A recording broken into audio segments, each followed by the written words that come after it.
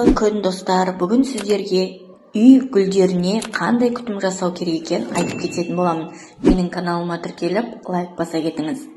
Күнделікті өмірдегі гүлге су құйған кезде олармен әрине сөйлесуіңіз керек. Гүлдер де адамдар сияқты өздерін жақсы көргенін сезеді. Олар адамның көңіл күйіне байланысты өсіп жетіледі.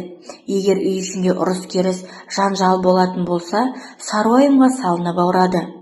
Дер кезінде су құйылмай, шаңын сүртпесең, ренжіп, адам ағзасына улы заттарын бөліп шығарады. Бөлме гүлін өсірмес бұрын, ол туралы гүлді егжей-тегжейлі біліп алғаныңыз жөн. Мысалы, фиалка гүлі, ол өз қожайынын жақсы көреді.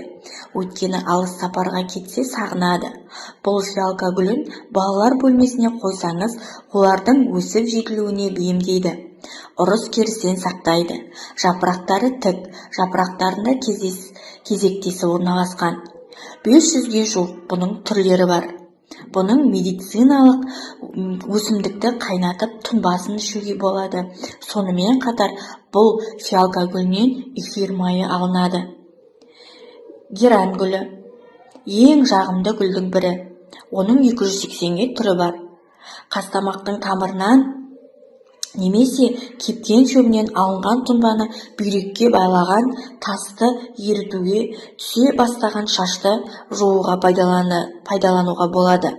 Қастамақ дегеніміз бұл герань гүлінің қазақша атауы.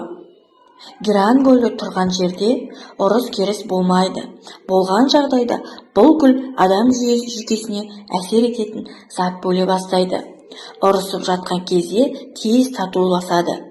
Көпке дейін суармасаң ренжіп, көпке дейін гүл ашпайды. Бұл жылу сүйгіш гүл. Сонымен қатар кактус ауада жиналған радиацияны бойына сіңіреді. Ауасы таза, кең бөлмеде гүлдейді. Шырынды сабақтары, тікенектері түк болады. Кактустың бұта, ағаш, лиана тәрізді түрлері болады. Оның 220 туысы, 3000-дай және түрі бар. Діңінен отын, құрылыс материалдары, кейбір түрлерінен дәрі жасалады. Сонымен қатар толстянка гүлі, ол ақша, табыс, байлық гүлі. Бұл гүл жұқпалы ауруларға қарсы тұрады. Бұл гүл өсіп тұрған құмыраға күнде тиын салып тұру қажет. Балықты су қалай қызықтырса, мұның гүлі де ақша солай қызықтырады деп айтып тұру керек. Күннен қорғап, терезе алдына қойған жөн. Бұл гүл ауаны тазартып, көңілді көтеріп, адамға күш-қуат береді. Тағы бір гүл бұл фикус қызғаншақ гүлі. Яғни өз қожайынын басқа адамдардан қызғанады. Фикус адамдарды мазасыздықтан арылтып, сабырлыққа шақырып, ашуды басады. Ең көп тараған бөлме гүлі, оның 1000-2000-ға жуық түрі бар.